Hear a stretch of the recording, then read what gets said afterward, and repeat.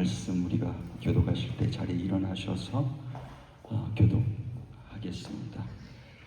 고린도후서 6장 14절에서 18절까지 이 말씀입니다. 제가 가지고 있는 성경 신약 292면에 있습니다. 고린도후서 6장, 지금 여기 자막에는 1절에서 13절로 되어 있는데요. 잘되어 있습니다. 14절에서 18절 말씀. 찾으셨으면 우리 한 절 한 절 교독합니다. 제가 14절 읽도록 하겠습니다. 너희는 믿지 않는 자와 멍에를 함께 매지 말라. 의와 불법이 어찌 함께하며 빛과 어둠이 어찌 사귀며 그리스도와 의아에 어찌 조화되며 믿는 자와 믿지 않는 자가 어찌 상관하며 하나님의 성전과 우상이 어찌 일치가 되리요. 우리는 살아계신 하나님의 성전이라. 이와 같이 하나님께서 이르시되 내가 그들 가운데 거하며 두루 행하여 나는 그들의 하나님이 되고 그들은 나의 백성이 되리라. 그러므로 너희는 그를 속에서 나와서 나를 믿고 부정한 것을 만지지 말라. 내가 너희를 도와주리라. 같이 읽습니다. 너희에게 아버지가 되고 너희는 내게 자녀가 되리라. 전능하신 주의 말씀이니라.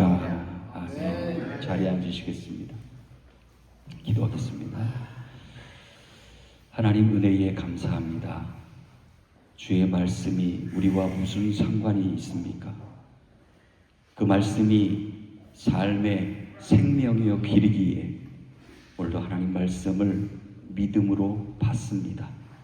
그 말씀대로 살아가도록 우리에게 지혜와 믿음을 그리고 결단력과 행위가 있게 하옵소서.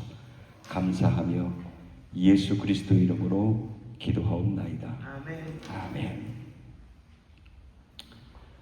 잘 지내셨죠? 예배 가운데는 관객이라는 사람은 없어야 돼요. 요즘 예배를 보면 관객이 너무 많아요. 예배는 구경하는 게 아니에요.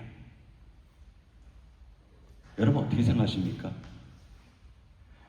요즘 관객, 그냥 바라보고 그냥 앉아서 구경하는 구경꾼들이 너무 많아요. 예배를 통해서 하나님을 만나기 위해서 간절히 사모하는 마음이 없다는 얘기예요. 오늘 우리 교회는 찬양을 하나님 앞에 올려드리면서 관객이 되지 마셔야 돼요. 목사님이 오늘 기타를 얼마나 잘 치나, 찬양은 또 얼마나 잘하시나, 그냥 가만히. 그게 관객 아니에요? 제가 찬양 인도를 여러 번 하면서 예배를 이렇게 드릴 때마다 우리 교회 말고요, 관객자들이 너무 많아요. 보면 그냥 구경하는 거예요. 이렇게. 어떤 분은 찬양 자체를 아예 안 하시더라고요. 그냥 가만히 있어요. 저는 쳐다봐. 그냥 이렇게. 그냥 쳐다보지 마시지. 그냥 차라리 이렇게 쳐다보고 가만히 있어요. 어디 잘하나 보자. 그런 것처럼. 하나님은 구경꾼을 원하지 않아요. 예배 시간에. 예배하는 자를 원하셔요. 하나님을 만나기를 간절히 사모하는 자를 원하시는 거예요. 우리 LA 나사교회는 그런 분이 한 분도 없을 줄로 믿습니다. 하나님과 만나려고 정말 내가 간절히 사모하는 마음이 있어야 돼요. 오늘 이 자리에 왜 앉아 계십니까? 아니면 온라인을 통해서 왜 여러분 들어오셔서 그 영상을 보고 계십니까? 이유가 뭐예요? 그냥 권영 목사가 설교 잘하나 그거 보려고 오시는 거예요? 아니면 어디 하나 잘하나 보자? 응?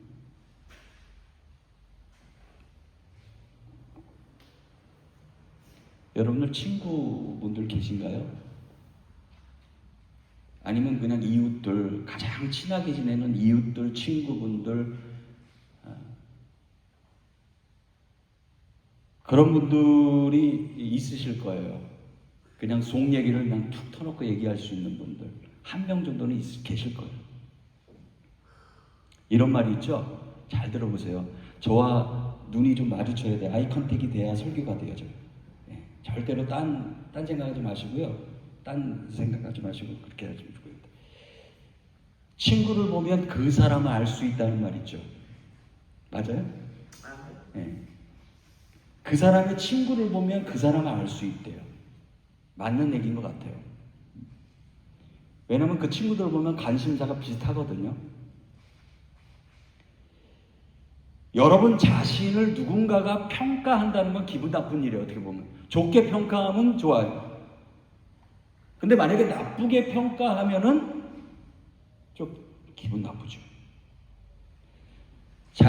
내 자신을 평가하는 데는 여러분 친한 친구, 이웃들을 보면은 평가가 된다는 얘기예요. 중요한 부분입니다.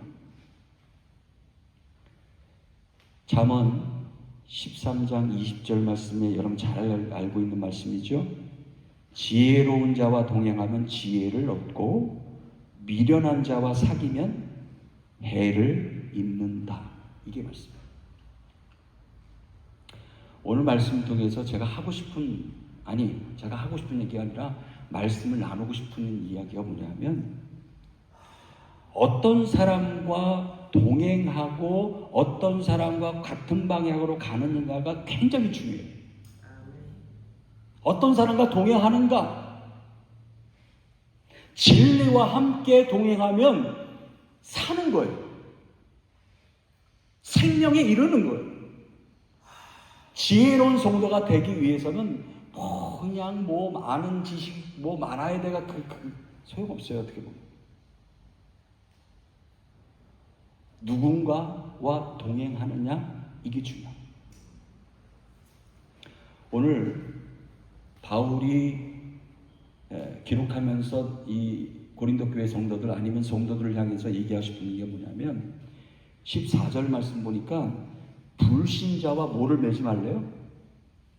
멍에를 맺지 말래요. 불신자와 왜 명예를 맺지 말라고 하셨을까? 여러분 멍에라는 건 여러분 잘 아실 거예요. 저보다 너무 잘 아실 거예요. 말이나 소가 있어요. 말이나 말의 등에 나무로 된 게 있어요. 그 나무로 된 그 기구를 얹혀서 짐을 나르거나 밭을 가는 일을 하게 하는 것이 그 도구가 바로 멍에예요. 근데 이 팔레스틴 지역에는 이스라엘 지역은 두 마리 소가 같이 멍에를 메고 같이 밭을 가는 일들이 많았습니다.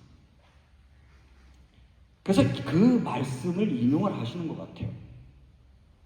멍에를 같이 맨다는 것은 뭐냐면 삶의 방향을 같이 가는 거예요.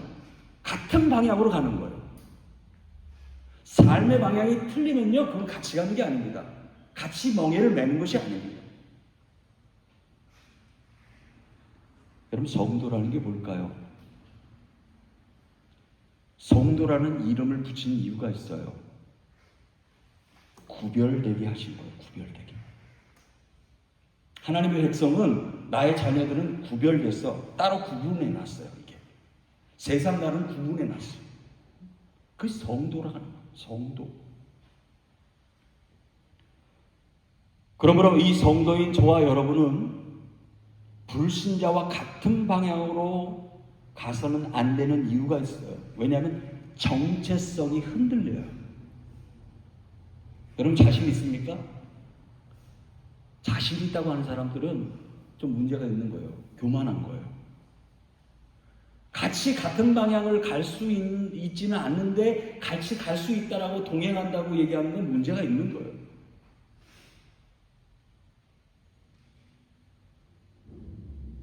여러분 그래서 그런 얘기를 하면 이런 얘기를 할 수가 있어요. 그러면 도대체 세상과 따로 떨어져서 살아야 돼? 세상 사람과 아예 단절하고 살아야 돼요?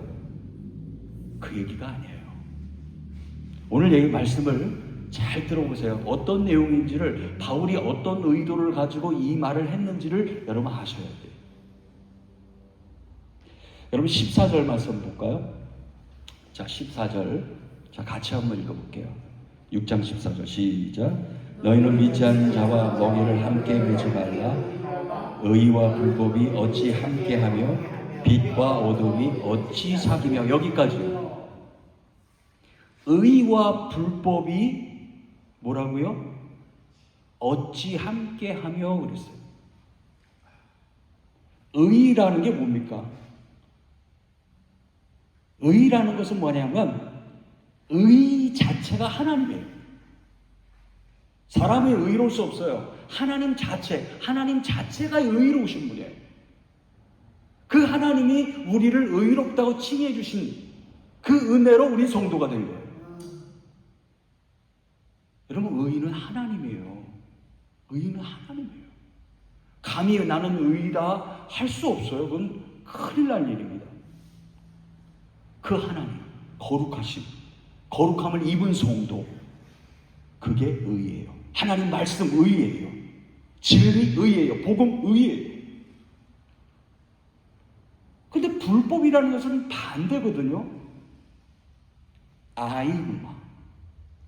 바로 불신자를 뜻하는 것이고 안티크라이스트, 적그리스도를 얘기하는 거예요. 다시 말씀드리면 그리스도를 반대하는 거예요. 하나님을 반대하고 신앙을 반대하고 교회를 반대하고. 공통점이 있어요, 없어요? 공통점이라는 건 한 가지도 없어요. 함께 할 수 있어요, 없어요? 없어요. 의견을 나누면서 타협할 수 있어요, 없어요? 없어요. 바울은 그걸 얘기하는 거예요. 공통점이 없다. 그래서 얘기하기를 함께 하지 못하며 어찌 함께 하며 그러잖아요. 오늘 이 바울의 얘기를 잘 생각하셔야 돼요. 이 세상에 불의를 행하는 자들이 너무 많잖아. 안티크라이스트들이 얼마나 많은지 몰라요. 교회에 대해서 얼마나 피켓을 들고 반대하는 사람이 얼마나 많은지 몰라요. 비난, 비판, 심지어는 미디어, 방송까지도 교회를 비판해요. 물론 잘못된 부분이 있어서 비판하는 건 오케이, 괜찮아요. 왜? 회개하면 되니까 회개하고 돌이키면 되잖아요. 아, 우리가 잘못했구나. 그런데 문제는 뭐냐면 너무 비꼬아서 얘기하니까 믿지 않는 자들이 야, 교회 가봐야 왜? 부정적인 이미지가 딱 생각나니까. 빛과 어둠이 사귈 수 있습니까? 바울에게는 빛과 어둠이 사귈 수 없다 그래요.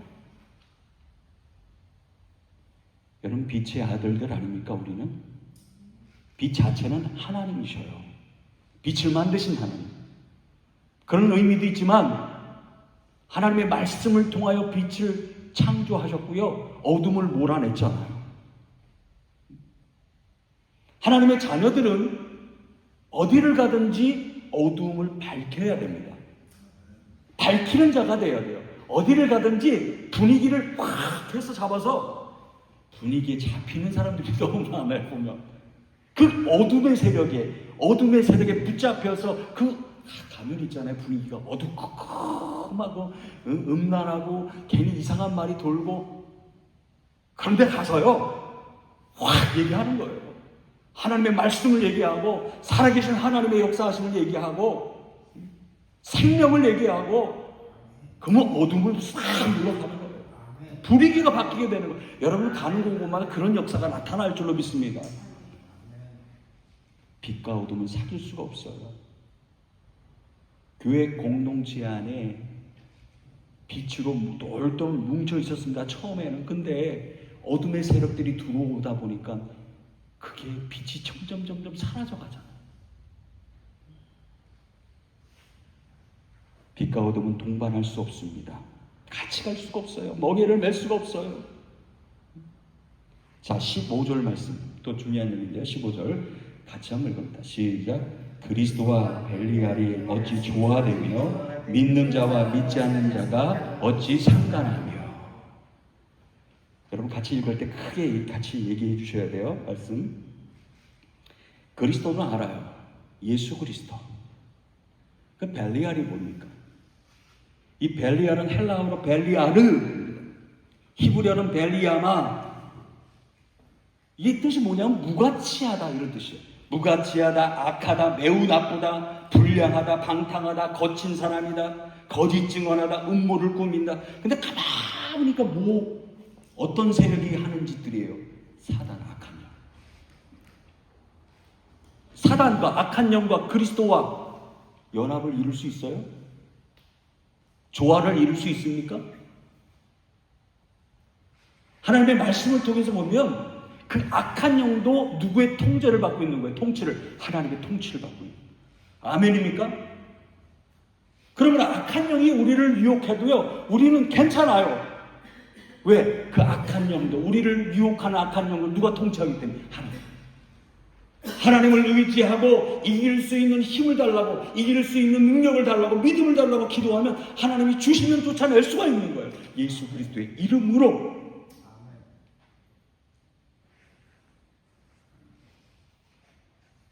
이 땅에 불량자들이 많아요. 방탕자들이 많습니다. 거친 사람들이 많아요. 거친 이야기를 하는 사람들이 너무나 많아요. 거짓 증언자들이 너무나 많아요. 음모를 꾸미는 자들이 너무나 많아요. 이 세계의 지도자들이 그런 악한 계획들을 꾸미는 자들이 얼마나 많습니까? 근데 우리는 그것들을 보면 실망합니다. 아이고, 왜 또 저런 짓들을 하나? 왜 전쟁의 계획들을 세우고 저렇게 무기를 팔아넘기고 핵을 그렇게 보유하려고 하고 핵을 개발하려고 하고 왜 저럴까? 그러나 이러한 상황 가운데서도 누가 통치하신다? 하나님. 그들의 마음을 누가 다스리십니까? 하나님이 다스리고 계신다고 여러분 믿으시길 바랍니다. 그리스도와 벨리알과 일치할 수가 없는 거예요. 조화를 이룰 수가 없는 거예요. 자, 또 한 가지 16절 말씀 같이 한번 읽겠습니다. 시작. 하나님의 성전과 우상이 어찌 일치가 되리요? 우리는 살아계신 하나님의 성전이라. 이와 같이 하나님께서 이르시되 내가 그들 가운데 거하며 두루 행하여 나는 그들의 하나님이 되고 그들은 나의 백성이 되리라. 아멘. 하나님의 성전과 우상과 일치됩니까? 일치된 교회들이 있어요. 캐톨릭. 다는 아니지만 그런 교회들이 있더라고요. 여러분, 캐톨릭 성전 안에 교회라고 얘기하지만 그 교회 안에 불상을 드린 교회도 있어요. 불상. 여러분 아마 이게 그런 일이 있어?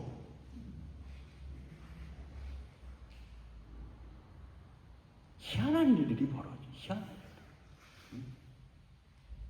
아마 제가 볼 때는 하도 말들이 많으니까 그 불상을 뺀 것 같아요. 예전에도 구약시대에도 그랬지만, 신약시대에도 그랬지만, 오늘날에도 그런 교회들이 있어요. 이상하게요. 개신교회에서, 교회에서 목사님들이 이 이 스님들이죠. 스님들이랑 연합을 해서 뭔가 활동을 하는 분들이 계시더라고요, 보니까. 여러분 어떻게 생각하십니까? 목적이 분명하면 저는 오케이, 괜찮아요. 그분들에게 하나님 말씀을 전하고 복음을 전한다는 그런 의도가 있어서 만나고 교제를 나누고 하면 괜찮아요, 저는. 근데 의도가 뭐야? 사회 활동이다, 구제 활동이다, 그런 명목 아래 만나가지고 서로 식사하는 거 괜찮아요. 근데 뭐냐면 연합을 이뤄서 활동하는 일들이 굉장히 많아졌다는 얘기예요. 그래서 이 불교에서 어떤 절에서 행사를 하면 교회에서도 프랜카드를 딱 껴가지고 뭘 행사를 한다고 도와주고,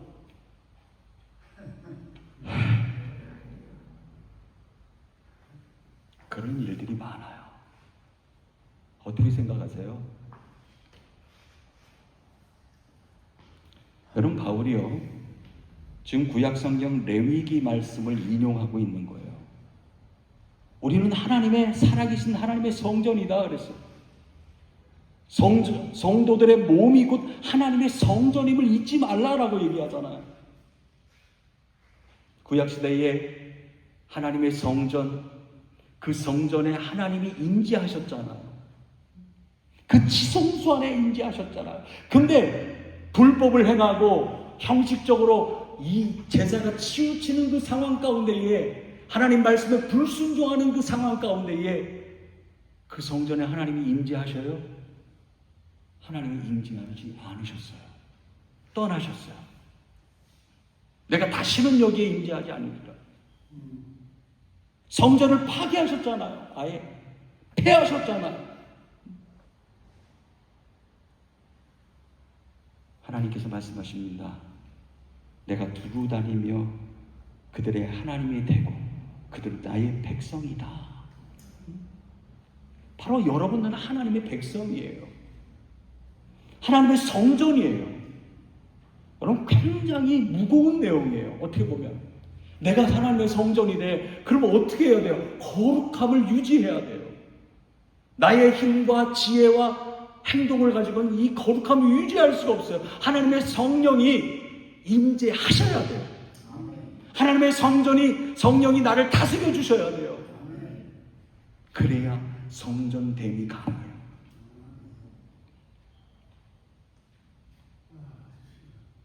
그러므로 계속 말씀을 보면 따로 나와서 부정한 것을 만지지 말라 그랬어요. 만지지 말라.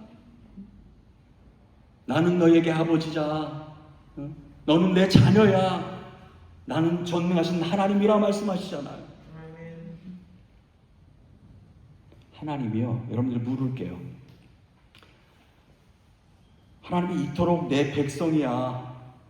너는 성전이야. 넌 거룩해야 돼. 부탁일까요? 원어를 보면 부탁이 아니에요. 명령입니다. 부탁이 아니에요. 권면이 아니에요. 말씀을 보니까 명령이에요. 내 말에 순종해야 돼. 내 말에 따라야 돼. 그러지 않으면 넌 죽어.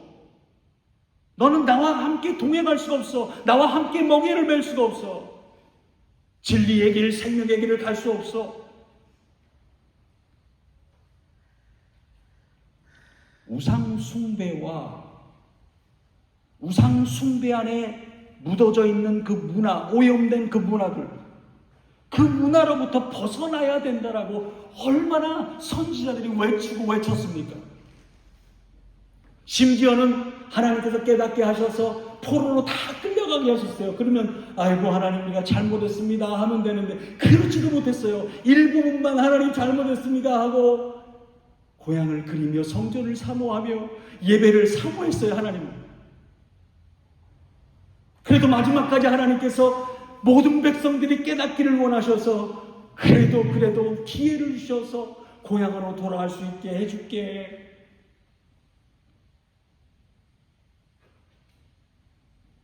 하나님은 죄악의 길로 향하는 자들과 통행하실 수가 없는 거예요.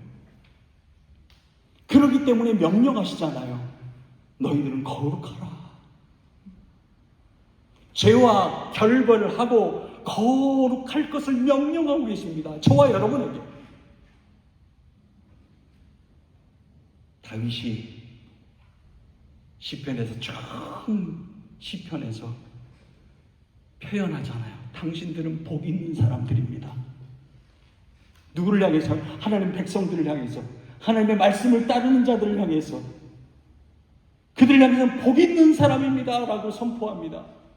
그러면서 얘기합니다. 당신들은 악인들의 그 꾀에, 죄인들의 길에, 오만한 자들의 자리에 함께 있지 않는 자들입니다. 그런 자들이 되어야 됩니다. 그것이 복된 사람입니다. 다윗이요, 정말 복 있는 사람이 무엇인지를 얘기하고 싶은 거예요. 바울은 로마서 12장 1절과 2절에서 얘기했습니다. 성도는 하나님께 드려질 영적 예배라 그랬어요. 하나님의 백성들, 하나님의 자녀들은 바로 하나님께 드려질 영적 예배입니다. 여러분들은 세상을 본받지 말라고 얘기하고 있어요. 세상에 어떤 것들이요, 악하고 참 부정한 것들, 타협하지 말아야 될 것들을 제발 본받지 말라고 얘기하고 있어요. 그런데 우리의 자녀들은 본받고 있어요. 젊은 청년들은 본받고 있어요. 그렇지 않은 자들도 있지만 우리의 책임이 큽니다. 아무리 얘기해도 듣지 않아요. 아무리 이야기하고 교훈을 하고 가르쳐도 듣지 않아요. 이미 이 세상에 물들어져 있어요. 하나님이 기뻐하시는 뜻을 분별하라 그랬어요, 바울이. 저와 여러분은 하나님의 자녀고 성도라면 이 정체성이 절대 흔들려서는 안 돼요. 어디를 가든지 흔들려서는 안 됩니다. 잃어버려서도 안 돼요.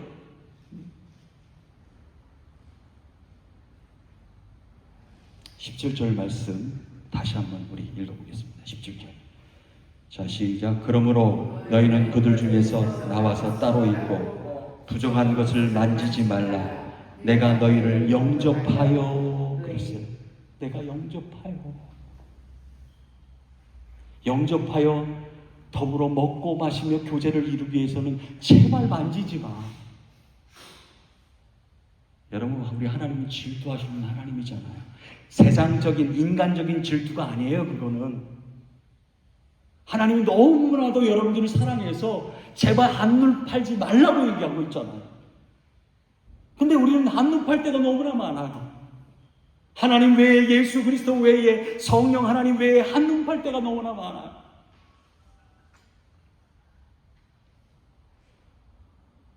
아까도 말씀드렸듯이 세상과 완전히 단절되어서 믿는 사람들끼리만 살거나 세상을 떠나서 따로 살라는 얘기가 아닙니다. 그럴 특정한 시대가 있었어요. 핍박이 있을 때에, 초대교회 때 너무나 그 자리에 있으면 믿음 생활을 하기가 너무나 불가능하니까 떠났습니다. 떠나서 저 불 속으로 들어갔어요. 지하 불 속으로 들어갔어요. 들어가서 거기서 먹고 마시고 삶을 누리다가 예배를 드리며 믿음을 지키다가 생을 마감했어요. 그게 카타콤 아닙니까? 카타콤은 그냥 굴이 아니에요. 믿음의 공동체였고 믿음을 잃어버리지 않기 위한 몸부림이었습니다.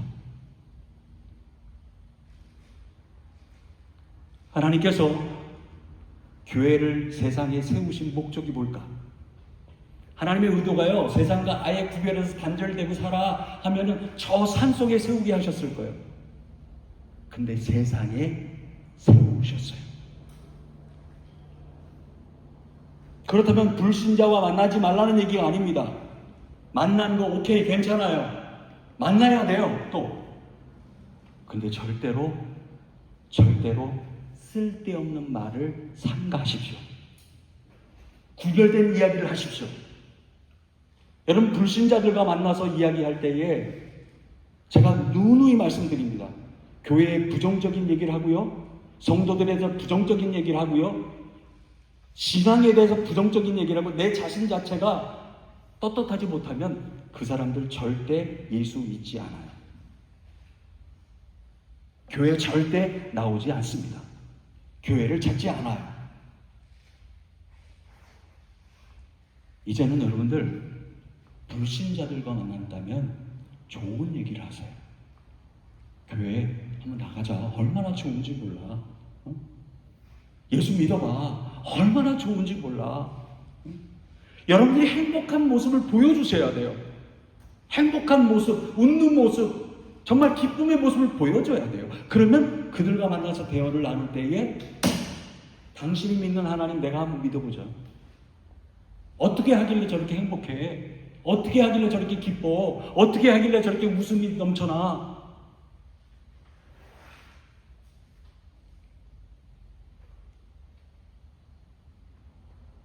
이 세상의 현실 가운데에 바라보면 어둠의 세력들이 이기는 것 같아요. 어둠의 세력들이 판을 치는 것 같아요. 곧 끝납니다. 여러분 이때 아멘 하셔야 돼요. 곧 끝납니다. 끝나요 이제. 아무리 발버둥 치고 아무리 소리를 높여도 언젠가는 끝나게 하셔요 하나님. 심판의 때. 18절 말씀 마지막으로 보겠습니다. 바울이 얘기합니다. 같이 읽어볼게요. 시작. 너희에게 아버지가 되고 너희는 내 자녀가 되리라. 전능하신 주의 말씀이니라. 바울이 멍의 이야기를 하면서 자꾸 하고 싶은 얘기가 뭐냐면 하나님 아버지라는 거예요. 아버지라는 거예요. 아버지와 자녀의 관계라는 거예요. 여러분 이미 다 알고 있지만 다시 한번 리마인드 합니다. 여러분과 하나님 아버지와 딸의, 아버지와 아들과의 관계. 보통 관계가 아니죠. 보통 관계가 아니에요. 예수님께서 하루는 제자들을 불렀어요. 불러서 말씀하셨어요. 나의 멍에를 메고 내게 배우라. 세상에 멍에를 메라 그랬습니까? 아니에요. 불신자들과 멍에를 메라 그랬어요? 아니에요. 예수님이 직접 말씀하셨어요. 나의 멍에를 메고 내게 배우라. 율법의 멍에를 더 이상 짊어지지 마. 그건 너희들이 지킬 수 있는 것들이 아니야.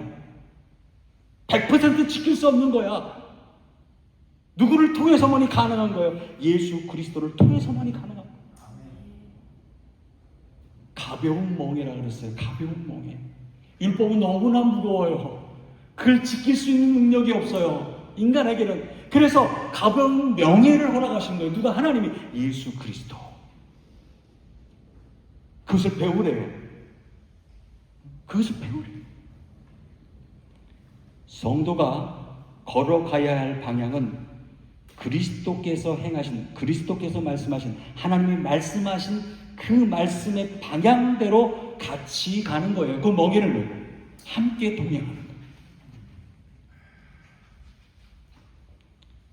예수님께서 제자들을 불러서 또 하루는 얘기했습니다. 제자의 자격을 얘기하셨어요.